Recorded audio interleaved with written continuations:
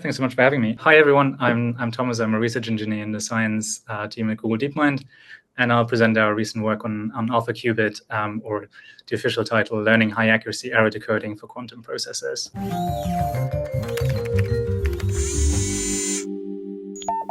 So this is a paper we published in Nature around about 2 months ago now, and it's a joint collaboration between all of these amazing people from both Google DeepMind and Google Quantum AI, so two different organizations within Google with quite different goals. First of all, as a little bit of background, what actually is quantum error correction? So the idea is that physical qubits and gates in quantum processors are inherently quite noisy, and in order to perform useful quantum computation, you kind of need to do something about it in order to not have errors all the time. And the basic idea is that rather than relying on making individual qubits less noisy, you group many of these qubits, maybe hundreds or even thousands, together in order to kind of encode a single logical qubit in a group of physical qubits. And the idea is that the more physical qubits you use, the better you'll be able to compensate for errors, but unfortunately at a higher cost because you need to have more qubits, build bigger chips, and deal with a lot of issues.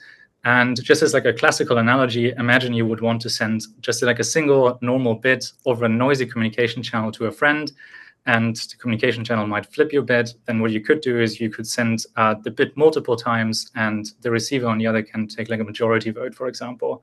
And the more bits you send, the more you can compensate for the noisy channel, essentially. And what you can see in the middle of the slide is a surface code. It's a 5x5 surface code. The surface code is a type of error correction is a type of quantum error correction code. And the idea here is that we have two different kind of groups of qubits. We have the data qubits, which are these black dots on these black dots on this grid, and we have stabilizer qubits. The stabilizer qubits are on the surface, on the faces of these like half circles in these squares. And the idea is that the data qubits essentially store some information, and you can't read them until the end of your experiment, because once you measure them, you destroy the quantum state. While the stabilizers, they sort of like, what they do is they measure the parity of the adjacent data qubits, and you can measure them frequently and gain some information whether the data qubits have had some sort of like errors within them. So we have some unobservable part and some observable parts. And this whole group together encodes essentially one logical qubit. And the code distance of this code, the code distance roughly describes like how well a code can compensate for errors. So it's the minimum number of errors you need to have in order to flip the logical state. And the surface code is the side length. So in this case, it's 5. And the surface code grid, you can essentially scale to almost arbitrary sizes. So what we will do in this work is we'll scale this up to like 11 by 11 grid. But ultimately, in order to like achieve fault-tolerant quantum computation, we'll probably need to go like to a 25 by 25 or maybe like even a 30 by 30 grid. And what you can see on the next slide is, for example, an 11 by 11 surface code where some of these stabilizers have flared up. So these stabilizers measure the parity of the data qubits around them. And if they flare up, so if they return a 1, then the parity of the surrounding data qubits is odd. Otherwise, they return a 0, and the parity would be even. And what we'll deal with in the AlphaQubit paper is with a quantum memory experiment. So you can think of a quantum memory experiment as the most basic quantum error correction experiment you can run. And essentially, it's qubit storage. So we don't try to do any computation. There's no logic. There's no gates. All we have is we initialize a qubit, and we want to store it for a certain amount of time. So what we do first in a memory experiment is we encode a known single logical qubit into this grid on the surface code. We let the quantum processor idle for some number of error correction rounds, for example, 10, 50, 100. Ultimately, it will be many, many millions or billions rounds. At each round, we take this measurement of the stabilizers, and which we call the syndromes, because they sort of like tell you a bit about where errors might have happened. As in the end of the experiment, we measure all the data qubits in order to derive the final logical label. And we have a decoder, so some model that is trying to predict whether an error has happened. And this decoder is taking all the measured syndromes over time as inputs and predicts whether the final logical label needs to be flipped or not. Some big challenges that we need to address to have kind of like useful quantum error correction. For one, we need to have very, very accurate decoders. So in order to do fault-tolerant quantum computation, a good estimate is that we need error rates on the order of 10 to the minus 12. Which roughly means that we can have one logical error every trillion rounds, which equates to an accuracy of like 99 point many nines.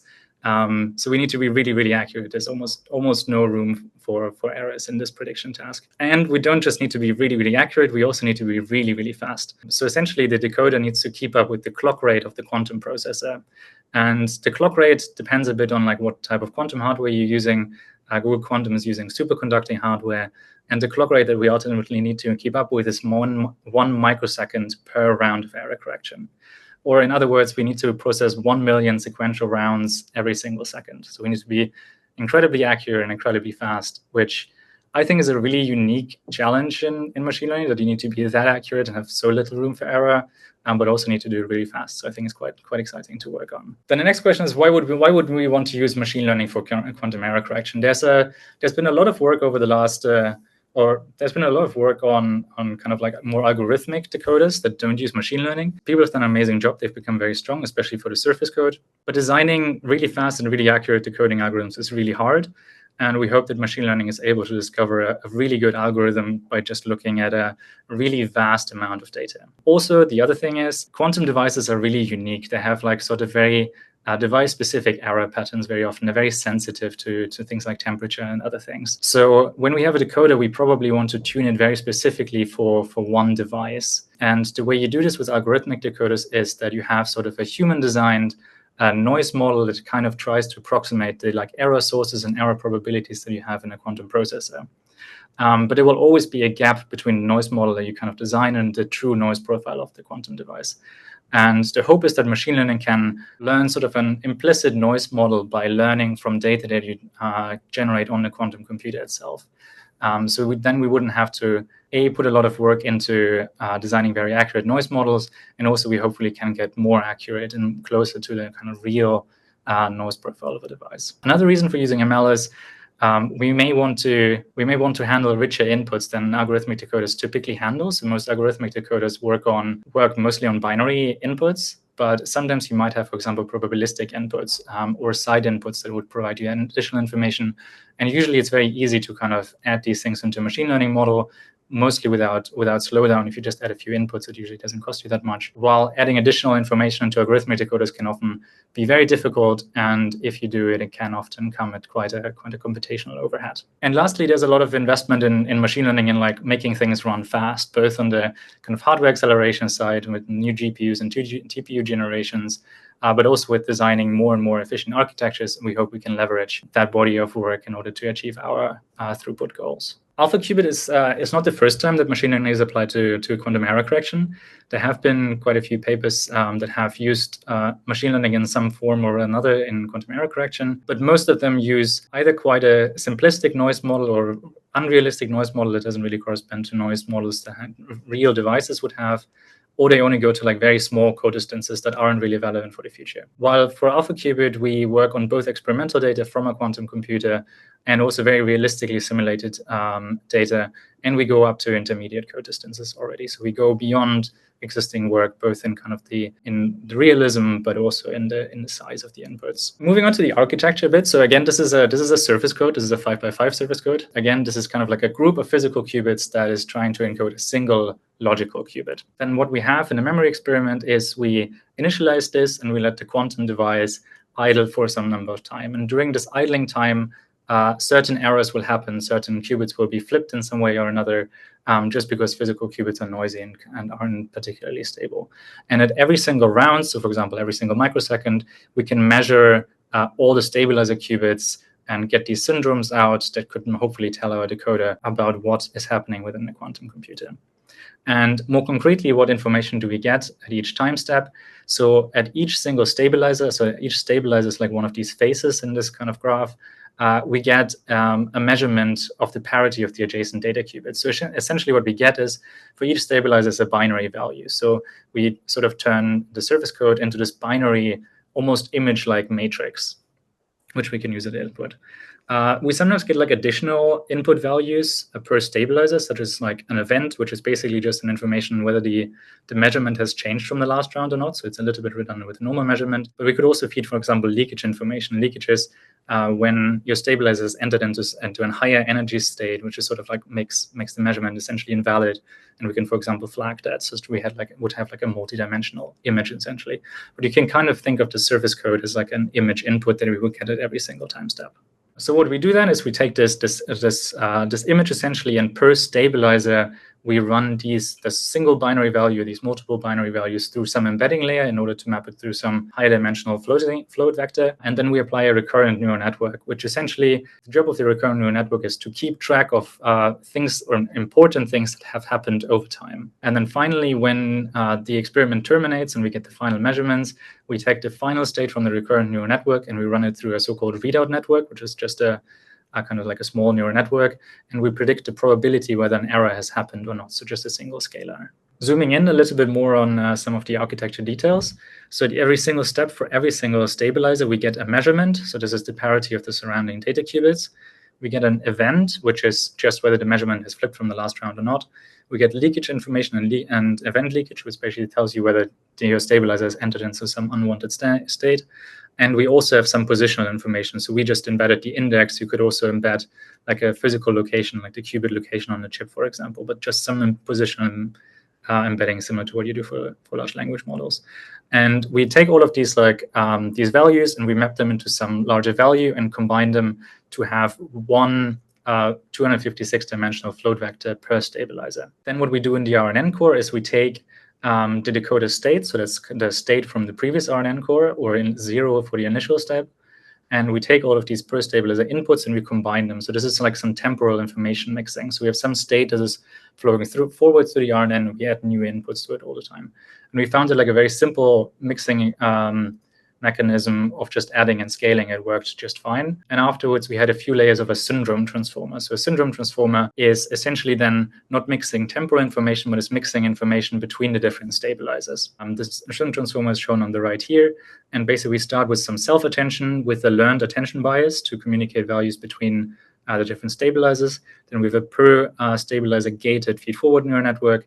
And then we have some dilated convolutions. So as you could see, the surface code is very image-like, so convolutions seemed kind of like a very good fit for this. Finally, once we need to make the final prediction, we take the final state from the RNN. We essentially pool it by averaging all of the different stabilizer vectors to get a single vector, and we run that through some small neural network in order to get a single scalar prediction that represents the model's belief whether an error has happened or not.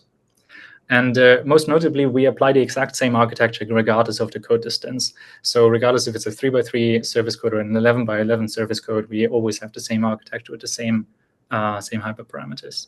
AlphaQubit, we envision that we'll have like a two-stage training process. We'll have like a pre-training step, which is also very common in other machine learning domains these days. In the pre-training, essentially, we can use many training samples. It can be very expensive. It can run for many days, maybe even weeks. But that's all fine because it's like a one-off investment that you make. And we can do that well in advance, way before like any quantum experiments need to be run and before we do anything on a quantum computer.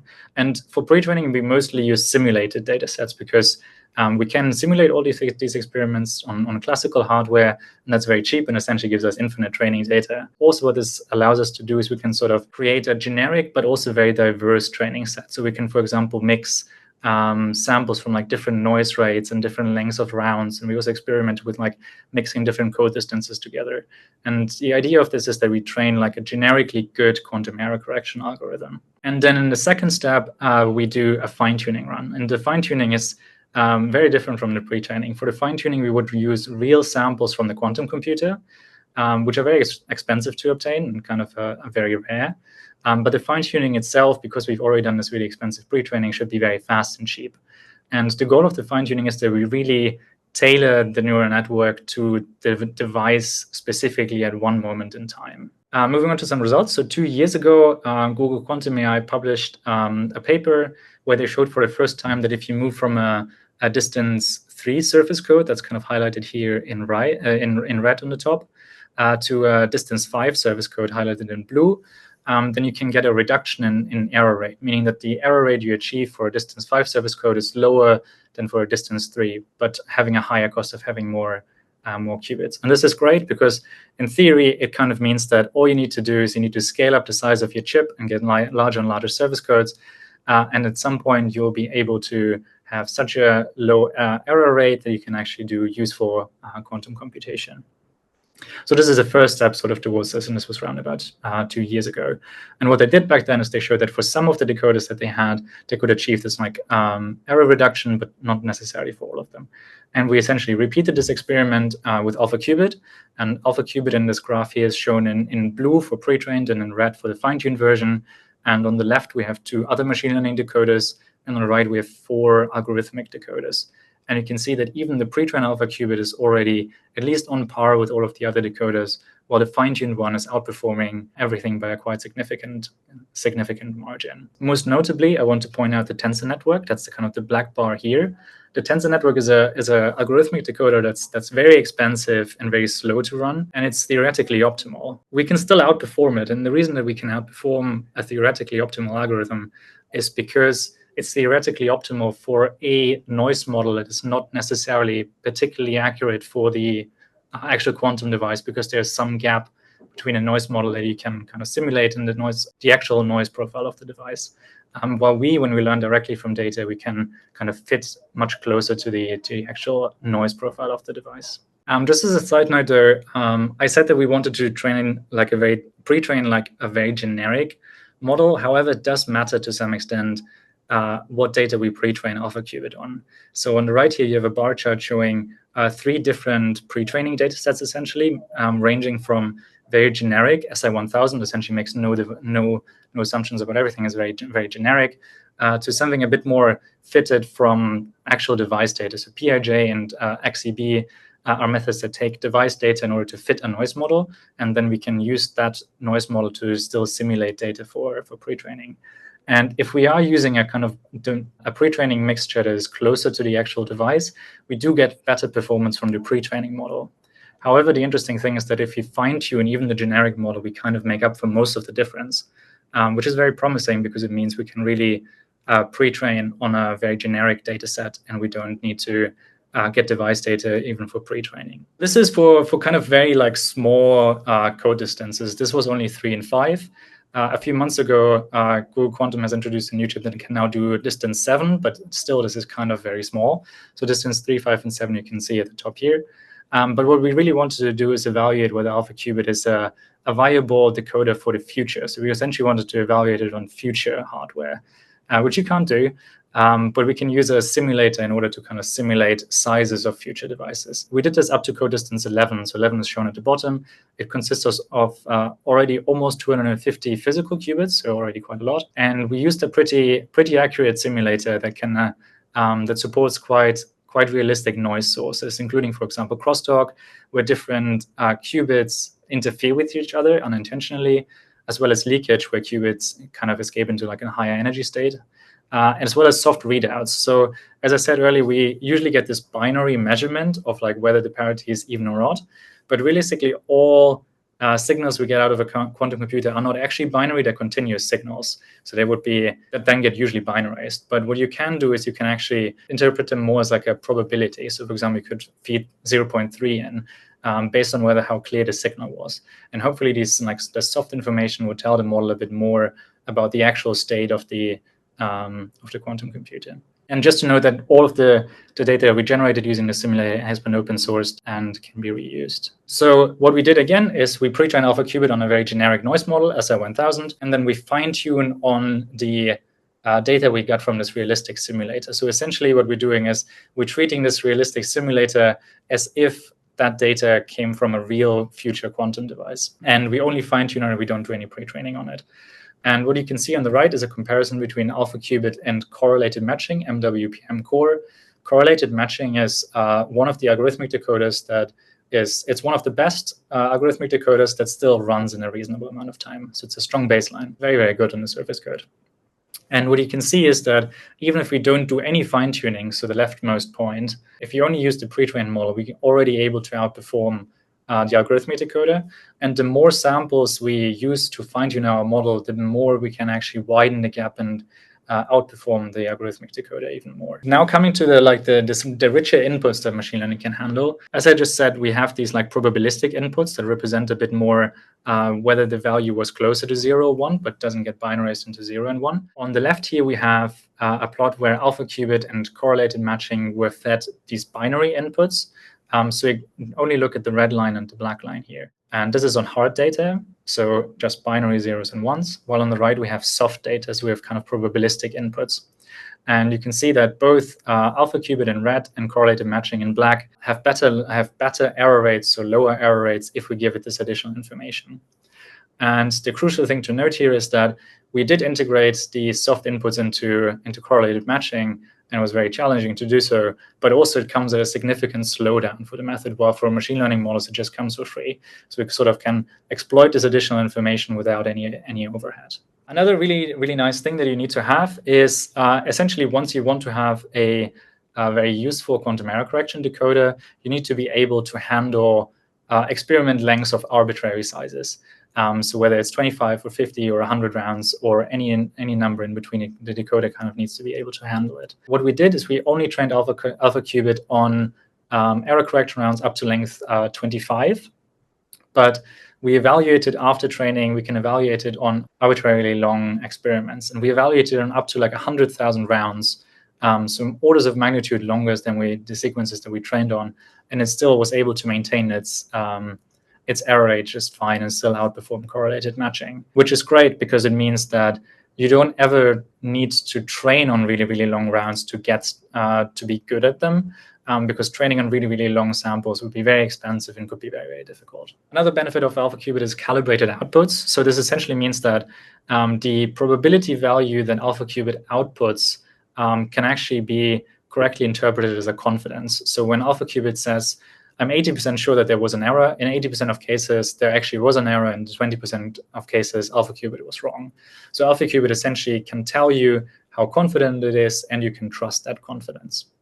And you can see the calibration of AlphaQubit on different code distances here. You can see that it's kind of like a perfect alignment in most cases, meaning that, if AlphaQubit says 80%, then actually it is correct 80% of the time. And having this confidence measure, it can be very useful in certain circumstances.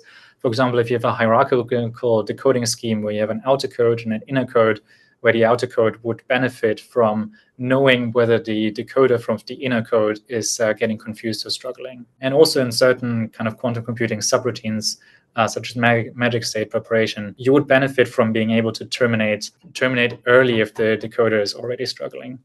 And just to demonstrate that you can benefit from this, we have evaluated AlphaQubit post-selection, meaning that essentially we remove some fraction of samples where AlphaQubit is unsure about, and we observe that the error rates go down dramatically. So for example, for distance 9 and 11, the red and the purple line, if you remove 20% of samples, you can already get 3 orders of magnitude lower error rates, which is quite a lot.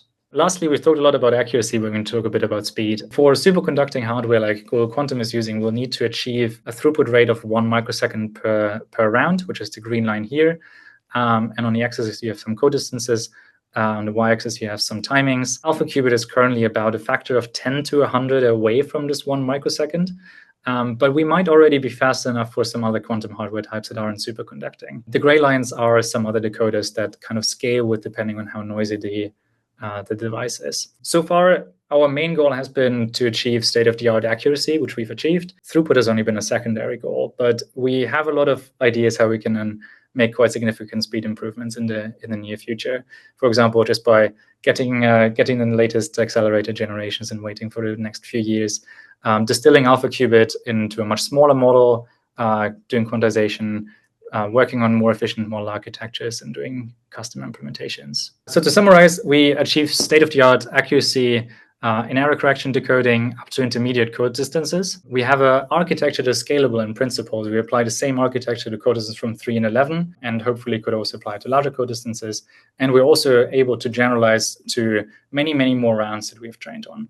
Additionally, AlphaQubit provides a lot of desirable features that algorithmic decoders lack, such as being able to handle soft inputs and leakage without any computational overhead, and also providing calibrated confidence outputs. There's a lot of open challenges that we need to address in the next few years. One is we need to train to much higher accuracy at much larger code distances.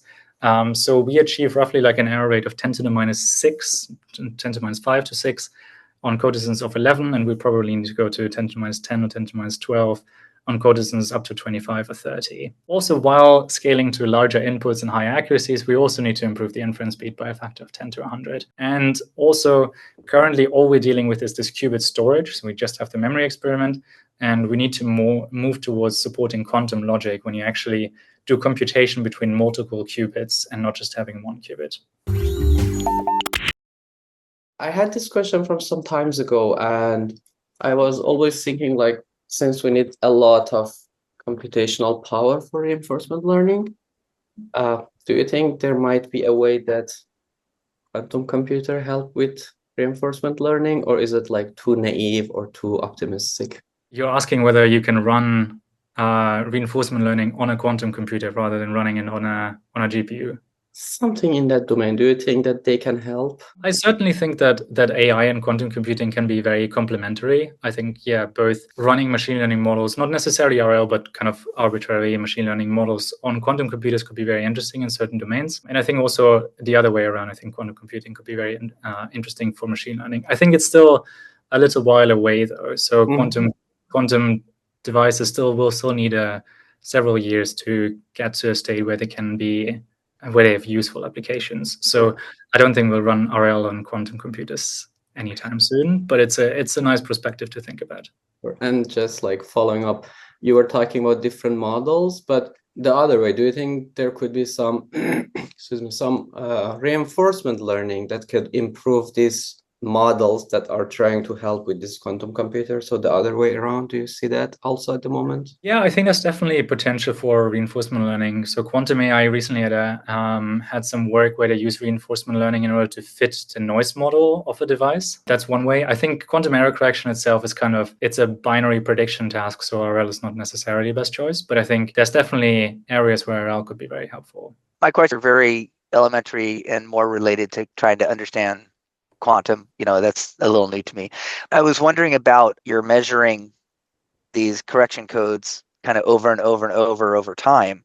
I did get a partial answer there on the chat. I'm trying to understand, doesn't that somehow collapse or partially collapse the quantum state so that you're if you're constantly error correcting, aren't you losing the quantum calculation? I got an answer on there that you can measure parity and correlation, but it does seem like that still adds more constraints that seem like I don't know, I don't understand it enough, but it seems like that's some sort of partial collapse. I should preface this with this. I have a machine learning background. I'm also not a quantum computing expert. But yeah, so you can never measure the full state of the data qubits until you terminate the experiment. You can only measure the parity, not all of them, not the full state.